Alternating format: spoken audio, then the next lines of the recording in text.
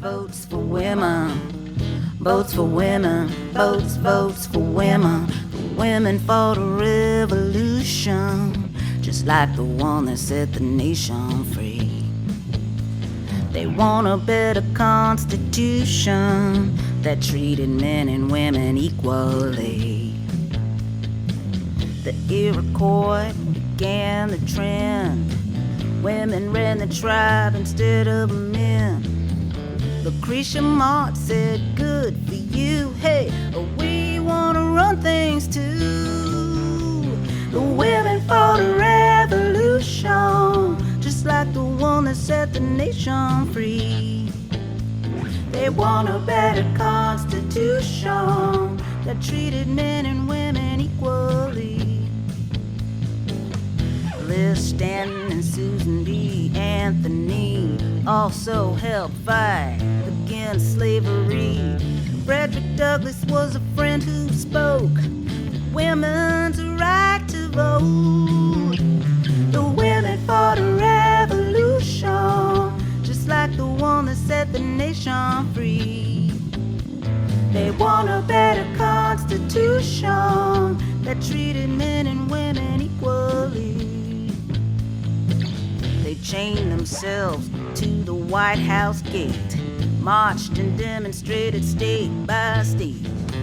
Finally, the 19th Amendment passed, and women got to vote at last.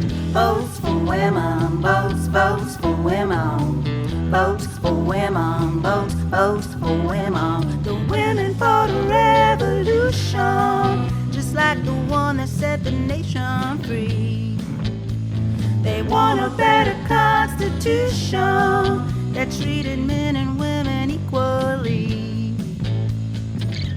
Now it's been 100 years. It took arrest, abuse, and tears. The fight for justice is not done, but this time women won. The women fought a revolution, just like the one that set the nation free. They want a better constitution that treated men and women equally. That right to vote did not come easily, so don't you miss out on democracy.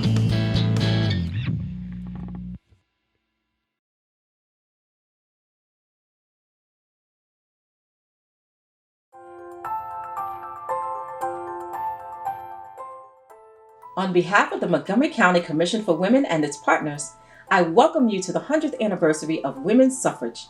My name is Nicole Drew, and I am the president of the Montgomery County Commission for Women. Thank you for helping us recognize such a momentous occasion in history, the culmination of a number of efforts by many women and others who fought for women's right to vote. We acknowledge that this is both a commemoration of our past as well as a celebration of our future. And while there are too many to name them all, we applaud the countless suffragists, many of whom are unsung heroines like Black suffragists such as Ida B. Wells, Mary Church Terrell, and the 22 founders of Delta Sigma Theta Sorority Incorporated, the only African American women's organization to participate in the March on Washington in 1913.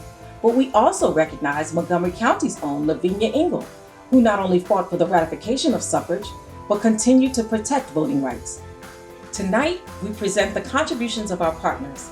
Although there were still many women who did not get voting rights when the ratification first occurred, we acknowledge the peace of victory for women and bring to you an entertaining and educational presentation of our past and a look into the future of women's voting rights.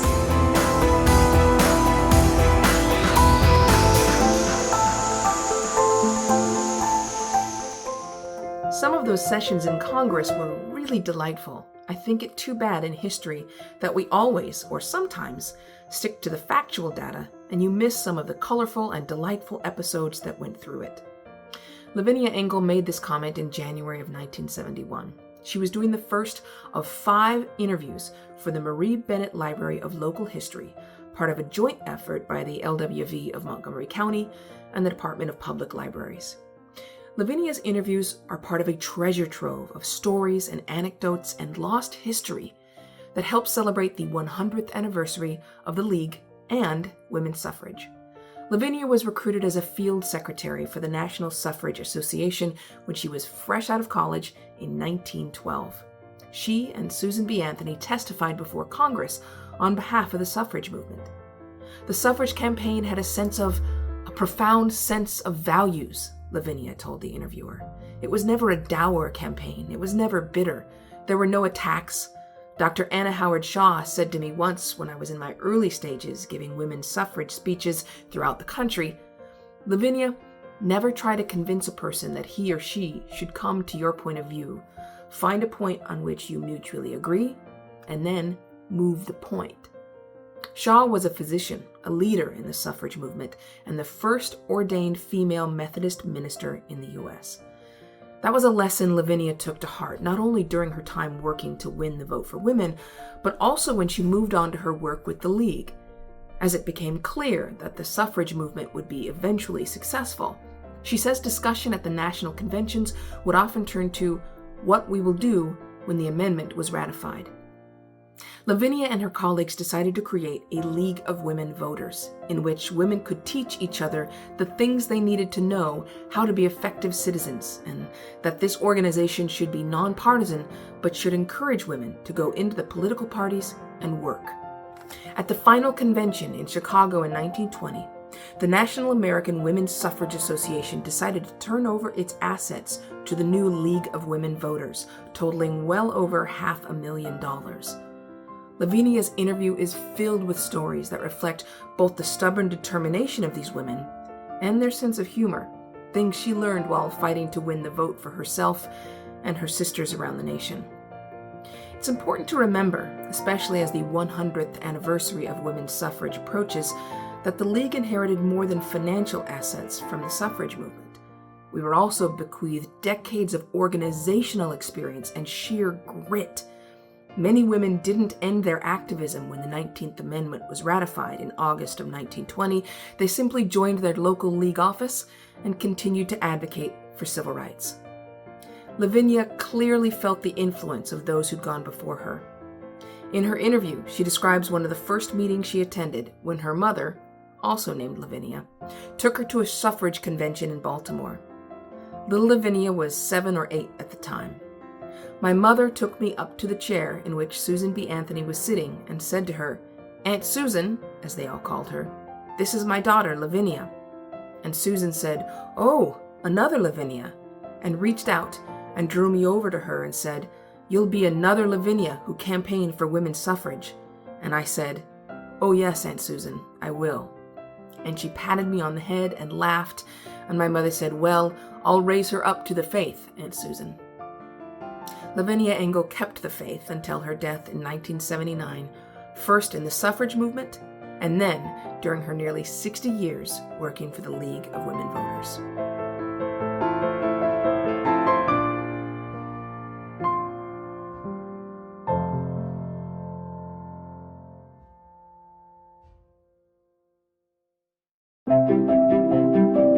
Hi everyone, thanks for joining us. I'm Tanya Bui, co-chair of the Suffrage 2020 Commemoration. This is the first virtual event ever hosted by the Montgomery County Commission for Women. And what better way to do this than to honor the 100th anniversary of the suffrage movement? I want to take a moment now to thank those who went on this virtual journey with us, starting with all of our commemoration community partners, the Montgomery County Executive Mark Elbridge, the entire Montgomery County Council, along with Montgomery County Board of Education President Shebra Evans, the entire Commission for Women, our Executive Director Jody Finkelstein, and our Commission interns, and a big shout out to my event co-chair, Commissioner Patty McClay. There were so many people who worked countless hours behind the scenes to make this event happen, including our video editor, Natalie Harris, and the entire Montgomery College TV production team. Keep watching. We'll showcase the entire list of performers, presenters, and contributors later on. Enjoy the rest of the program. Hello, my name is Mark Elrich, County Executive of Montgomery County. It is an honor to join the Commission for Women in commemorating the 72-year struggle for the women's right to vote. Montgomery County women took action and many endured hardships to help ratify the 19th Amendment. These women were early leaders in demanding the right to vote. One such suffragist was Caroline Hallowell Miller, a Quaker resident of Sandy Spring who organized the Maryland Woman Suffrage Association in 1888. In 1919, branches of the Progressive Suffrage Club were organized in Montgomery County to support voting rights for African American women and to register them as voters in large numbers as a rebuke to racist politicians. Many suffragists picketed the White House and were repeatedly arrested and sent to prison. This is only a glimpse of how Montgomery County suffrage leaders played a significant role in paving the way for women's equality and the right to vote. I want to thank the Commission, all of the Suffrage 2020 Commemoration community partners, event sponsors, and everyone who worked behind the scenes to make this event possible.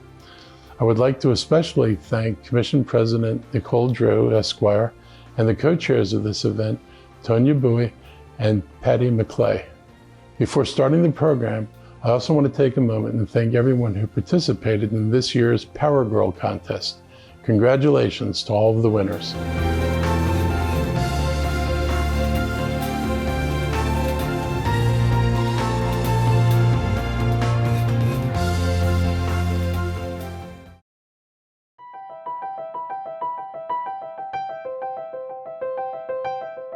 As President of the Montgomery County Council, it gives me great pleasure to recognize the 100th anniversary of women's suffrage. It is hard to believe that the right to vote for women has only been in existence for 100 years. The passage of the 19th Amendment was a great moment in the history of our country, and I'm pleased to participate in applauding it now. Proclamation, Montgomery County, Maryland. Whereas 2020 marks the 100th anniversary of the ratification of the 19th Amendment to the United States Constitution on August 18, 1920. The amendment was adopted to provide a constitutional guarantee of women's right to vote. And whereas we solemnly recognize that women's suffrage was an incomplete victory, since Black women, Native American women, Asian women, and Latino women were not extended the right to vote in 1920. And whereas Maryland did not ratify the 19th Amendment until March 29, 1941, nearly 21 years after national ratification. This was a step for suffrage. Women continued to struggle to secure voting rights for all by fighting against voter suppression in the form of discriminatory poll taxes, literacy tests, and voter roll purges. And whereas Maryland women were leaders in advocating for women's suffrage, including Margaret Brent, who in 1648 petitioned the Maryland General Assembly for her right to vote, becoming the first American woman to do so. And whereas women in Montgomery County played critical roles in advancing equal voting rights, including Lavinia Engel, who fought for suffrage and was a founding member and leader of the League of Women Voters of Maryland, the first woman to represent Montgomery County in the Maryland House of Delegates, and who continued her activism for more than 60 years. And whereas women now play a vital role in local, state, and national government, and their continued contribution to the progress and history of this county is honored and celebrated, along with the 100th anniversary of women's suffrage.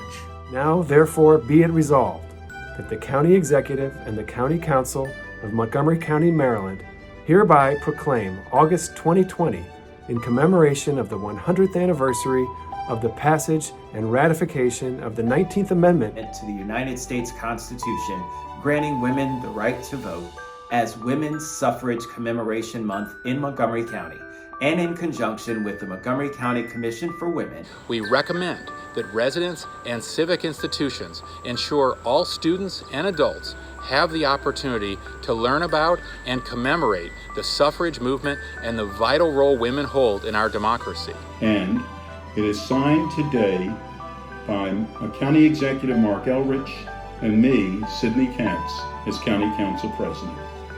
Today we do have that right, and we must exercise it. We must also seek to occupy leadership positions in the corporate sector, in elected office, in nonprofit organizations, in our communities. We must continue to pave the way for those young women who are coming right along to occupy those positions as well.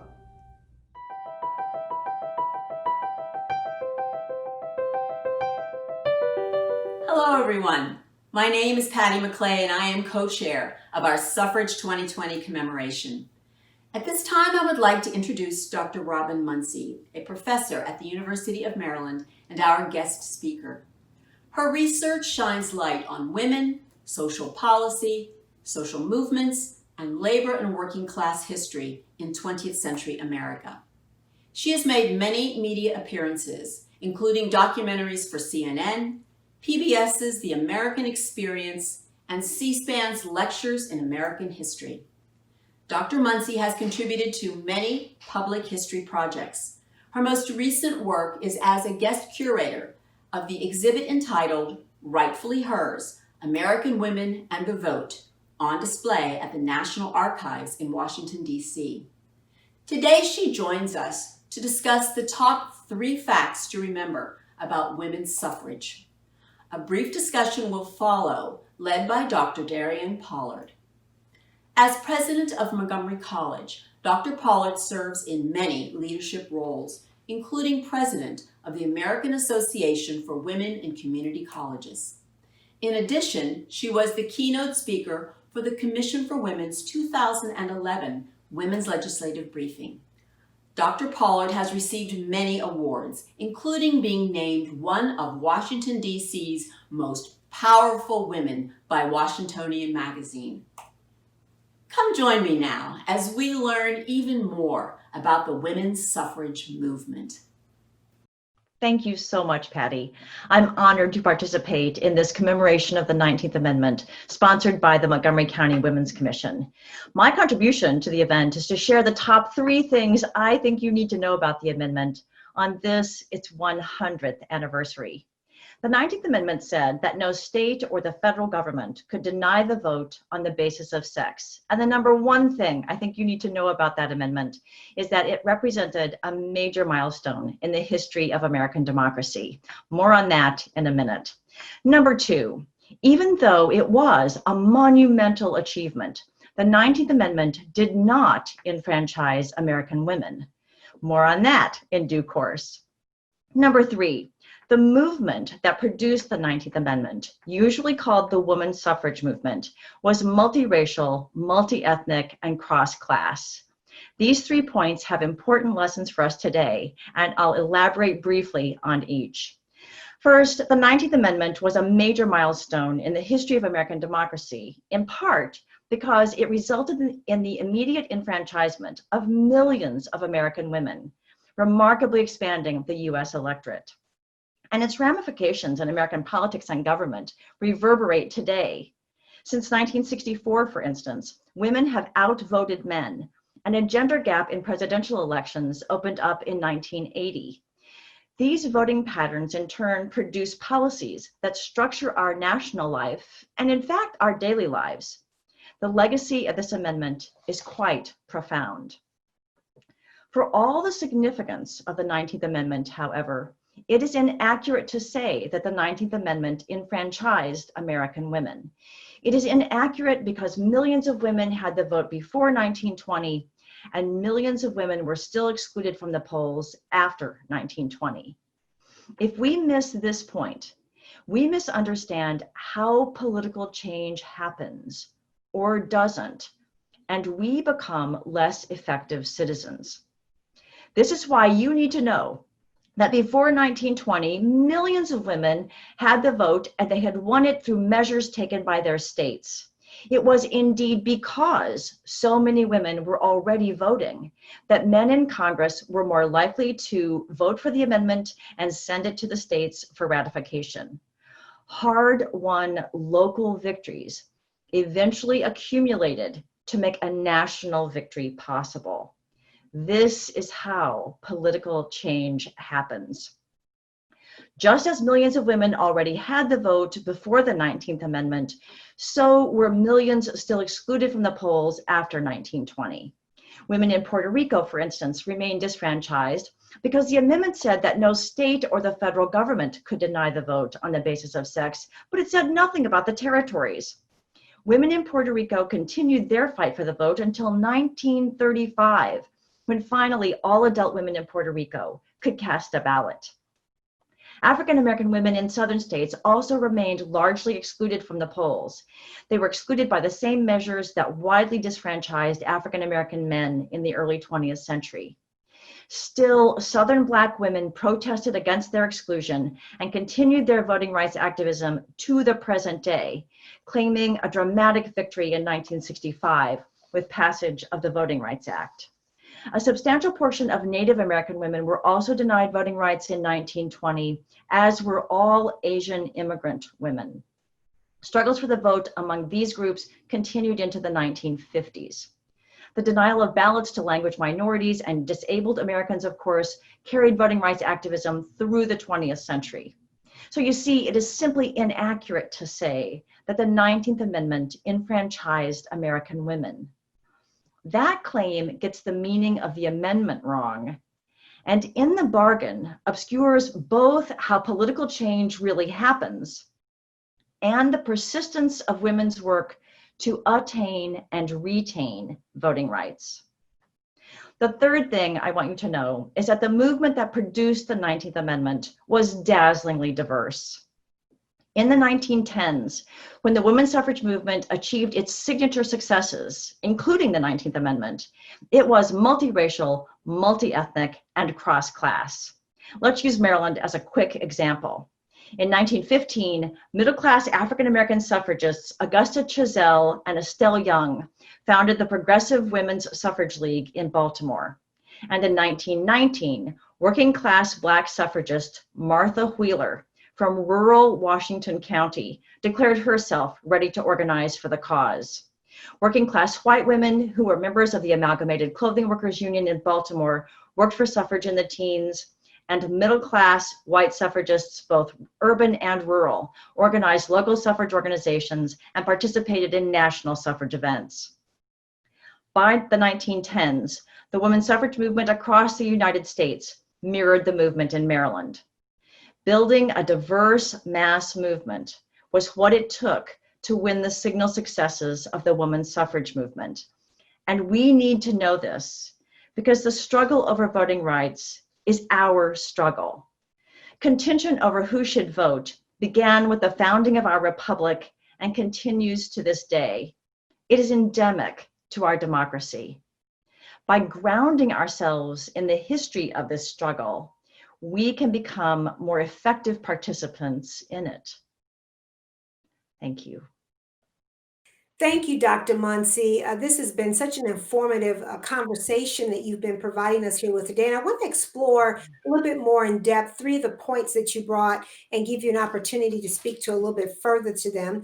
You raised some important points and facts that are critical in the story of women gaining the right to vote as we celebrate this commemorative 100th anniversary. And I want to explore them. The first one is really speaking to this idea that I found so provocative. You said that millions of American women had the right or secured the right to vote prior to the 19th Amendment. How did that happen and where did you see it? And probably how did their votes lead to the 19th Amendment?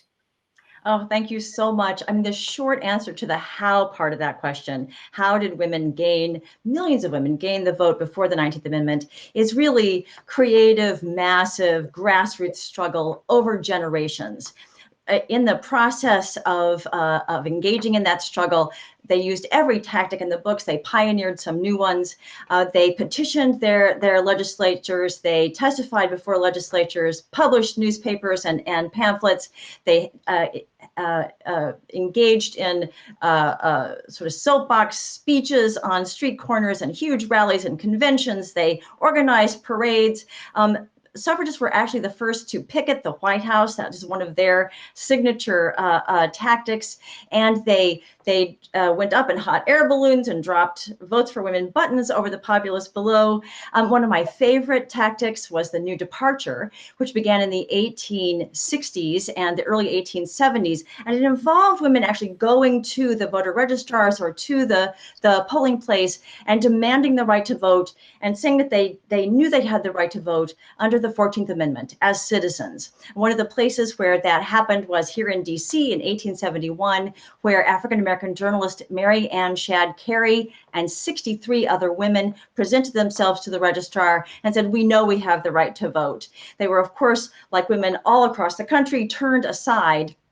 And Mary Ann Shadd Cary then issued an affidavit of protest saying she was being denied her citizenship rights, and she remained a part of the struggle for years and years to come.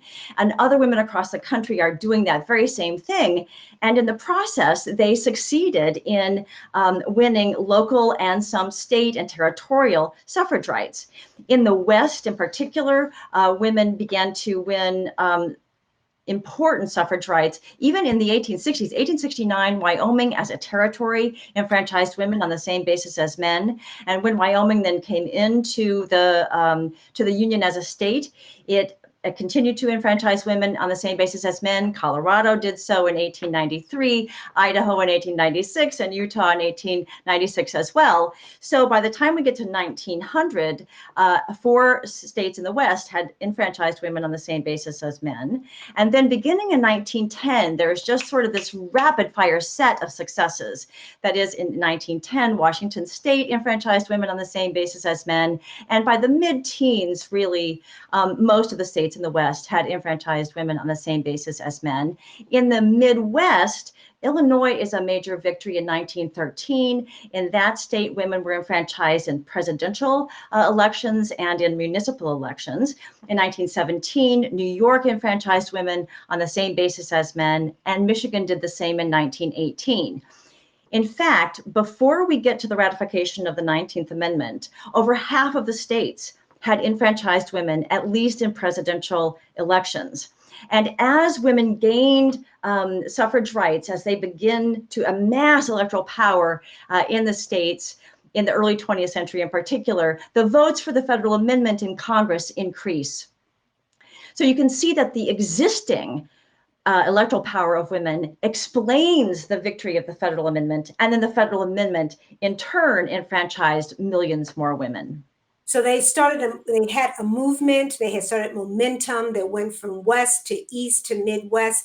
Yet what we see is that African-American women in the South were disenfranchised just as much as we saw African-American men for quite some time. I'd really welcome your talking a little bit about the measures that were used to disenfranchise Black women in the South, but then also talk about how Black women and African-American women responded in that moment to help really secure their own right to vote. Yeah, fantastic and super important question. So beginning in especially the 1890s, Southern states began to tamp down the electoral power of African-American men, and they did it through poll taxes, through unfairly administered literacy tests, through threats of brute violence, and through threats of economic reprisals. So by the time we get to the 1910s, African-American men in the South are largely disfranchised. That meant that when the 19th Amendment was ratified in 1920, African-American women were also disfranchised by those same measures. But African-American women did not take that passively. They appeared in 1920, they went to the voter registration offices, they demanded the right to vote. Thousands actually succeeded in registering, but many more were turned back. And they didn't quit. They continued to demand their right to vote. They even sent protests up to the Department of Justice, to the US presidents in the 1920s, saying that their protests said, "We know we have the right to vote, based on the 14th, the 15th, and the 19th Amendment. What are you going to do about it? And of course, in the 1920s, the federal government did not intervene on their behalf, but African-American women stayed the course. In the 1930s, women like Amelia Boynton in Selma, Alabama, fought for her right to vote and continued to fight for the right to vote, among others. Into the 1960s, Rosa Parks is a major voting rights activist in the 1940s. Septima Clark is a major voting rights activist in the 1950s. And of course, Fannie Lou Hamer in the 1960s. And the result of all of that activism among Black women was the abolition of the poll tax through a constitutional amendment in 1964, as well as, of course, the Voting Rights Act of 1965. I tell you, that just gives me shivers thinking about that as we think about the encroachments we see in modern day society about the right to vote. Dr. Munsey, I found that insight that you offered so provocative and insightful. And I want to delve into one last point that you made in your comments earlier, where you talked about the diversity of the suffrage movement in Maryland. And I'm really curious to see if there are other states where you saw that same diversity. Is that an element that was essential for success? I'd love to hear you speak to that briefly. You bet. I mean, I think anytime we look really closely at any of these movements, at the point of success, we find a multiracial, multi-ethnic, cross-class movement. And so since we looked at Maryland on the East Coast, we'll maybe just turn to California in the West. California, as I mentioned, enfranchised women on the same basis as men in 1911. And it did so as a result of a wildly diverse movement. In 1908, the first wage earners suffrage league was formed in California. That's working class women, wage-earning women who formed a group that fought for suffrage. They marched in a parade in Oakland in 1908 alongside a waitress local union in that parade. Down in the south of the state, Maria de Lopez was an important Latina activist in the suffrage movement. She was famous for giving her speeches in Spanish and of translating the speeches of other suffragists into Spanish and of translating pamphlets and other materials into Spanish. The African American movement was centered especially in churches like an AME church in Stockton and Third Baptist up in San Francisco. And then in the first election where California women voted, one of the women or the new voters to gain the most attention from the press was a Chinese American woman, Tai Lung Schultz, who was very proud to be voting and very clear on the foundations on which she was going to make her decisions about an election. And I think if we look, as I say, closely at any place where there were these victories of suffrage, we find this same dazzling diversity.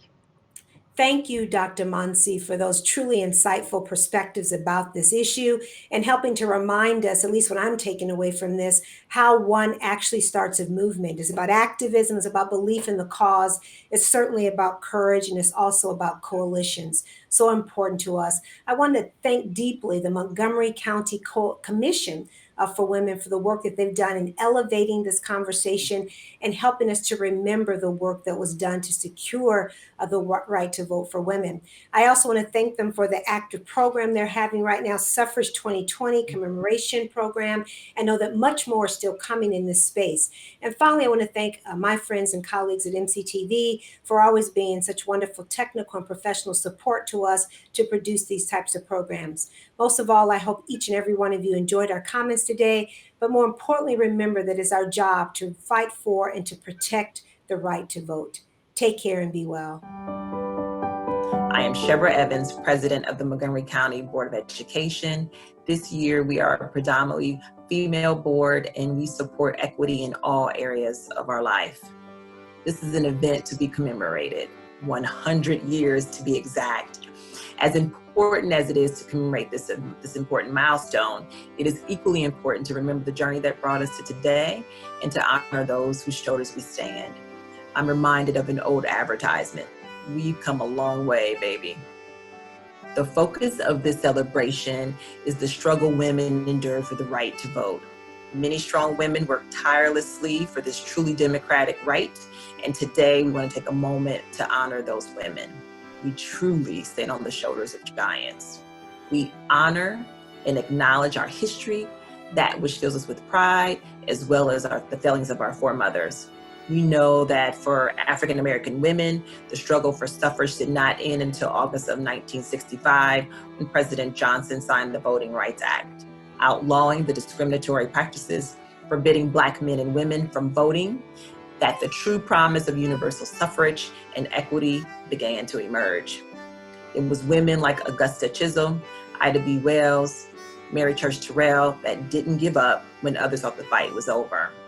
So even as we celebrate our right to vote, even as we remember those who came before us, we also must be vigilant in ensuring that that right to vote and that promise is there for all of our citizens. I look forward to our continued collaboration as we support one another and make Montgomery County the best it can be for our students, where they're learning, growing, and thriving. And we're going to work to make sure that their success is their future. Thank you.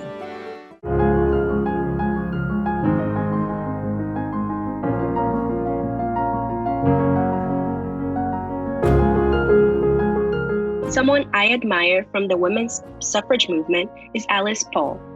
For years, she organized parades, hunger strikes, and pickets in DC until she was imprisoned and force-fed. I feel a connection to her in my own life because there was a time when a relative saw me as a girl who wasn't entitled to a political opinion. I had to show them that I'm a woman who can contribute to society. Like the activists were successful, eventually my relative learned to respect me more. Someone that I admire from the women's suffrage movement is W.E.B. Du Bois. He criticized the exclusion of Black women from the mainstream suffragist movement. He also founded the National Association for the Advancement of Colored People to eliminate race-based discrimination. Black women were not allowed to be included in marches and were often not invited to conventions. I feel a connection to this person in my own life because without brave people like him, myself and other women of color would never have been given the rights and freedoms that we have today. Someone I admire from the women's suffrage movement was Sojourner Truth. She escaped slavery in 1826. Her last owner, John DeMont, tracked her down and illegally sold her son. Truth sued DeMont and won, becoming the first Black woman to sue a white man and win. I feel a connection to this person in my own life because I want to dedicate my life to advocating against injustices in my community and fighting for equal opportunities for all. Someone I admire from the women's suffrage movement is Elizabeth Katy Stanton. She was one of the first leaders of the women's rights movement.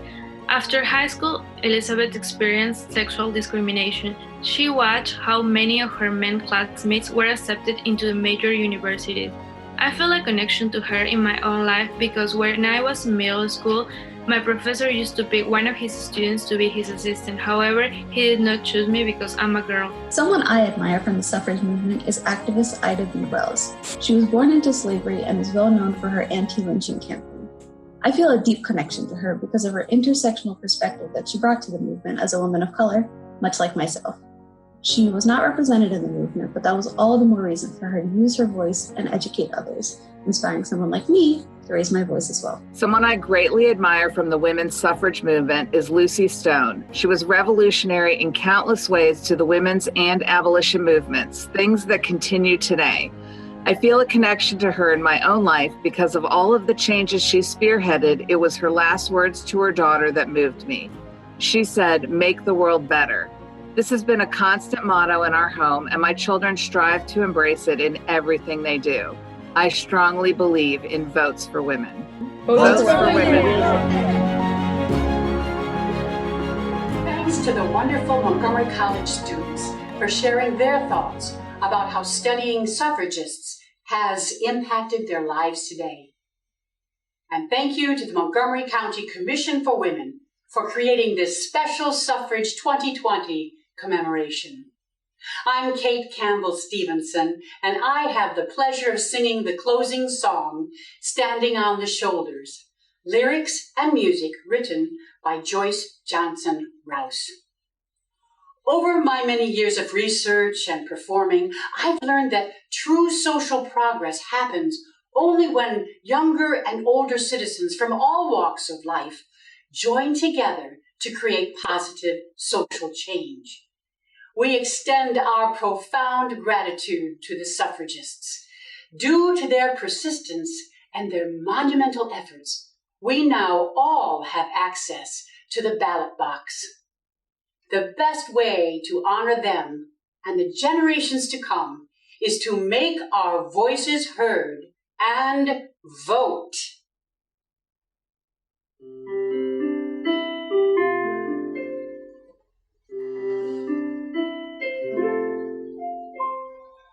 I am standing on the shoulders of the ones who came before me. I am stronger for their courage. I am wiser for their words. I am lifted by their longing for a fair and brighter future. I am grateful for their vision, for their toiling on this earth. We are standing on the shoulders of the ones who came before us. They are saints and they are angels. They are humans, they are friends. We can see beyond the troubles and the struggles and the challenge, and we know that by our efforts things will be better in the end.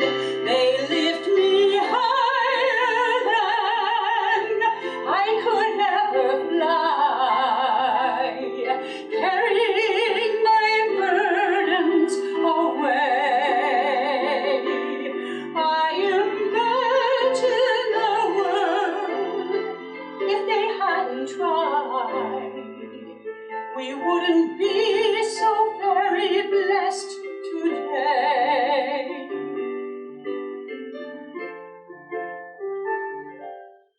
I am standing on the shoulders of the ones who came before us. I am grateful for their passion, for our liberty. I will stand a little taller, I will work a little longer, and my shoulders will be there to hold the ones who follow me. They lift me higher than I could ever fly, carrying my burdens away.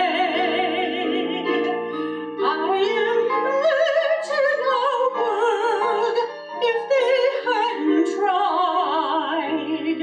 We wouldn't be here celebrating today.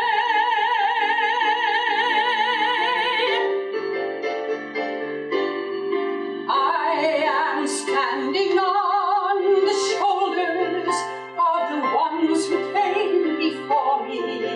I am honored by their passion for our dignity. I will stand a little taller, I will work a little longer, and my shoulders will be there to hold the ones who follow me. My shoulders will be there to hold the ones who follow me.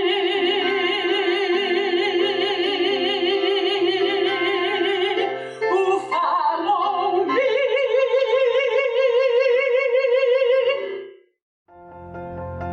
Wow, wasn't that fantastic? What a privilege to have the talented Kate Campbell Stevenson perform. I hope you enjoyed our show. Our planning began last year when many community partners came together with a single goal: to create an event that would tell the story of American women's 72-year struggle to win the vote. Faced with the pandemic, we made the quick decision to go virtual instead of canceling our event. In less than 2 months, our partners created content for this amazing show. However, this program only captures a small portion of our effort to remember the achievements of the women's suffrage movement. Please visit the Commission's website, Facebook page, Twitter, and YouTube channels for much, much more. At this time, I would like to thank Dr. Munsey and Dr. Pollard for broadening our understanding of women's suffrage. And I sincerely want to thank my co-chair, Tanya Bowie, for her incredible media production skills. Now join me to recognize all of the creative partners who made this event a success. And thank you for tuning in.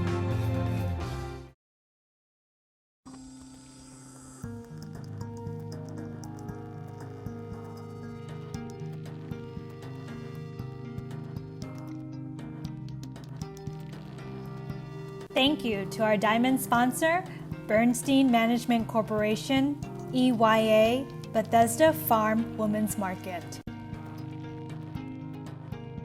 Thank you to our diamond sponsor, Carl M. Freeman Foundation.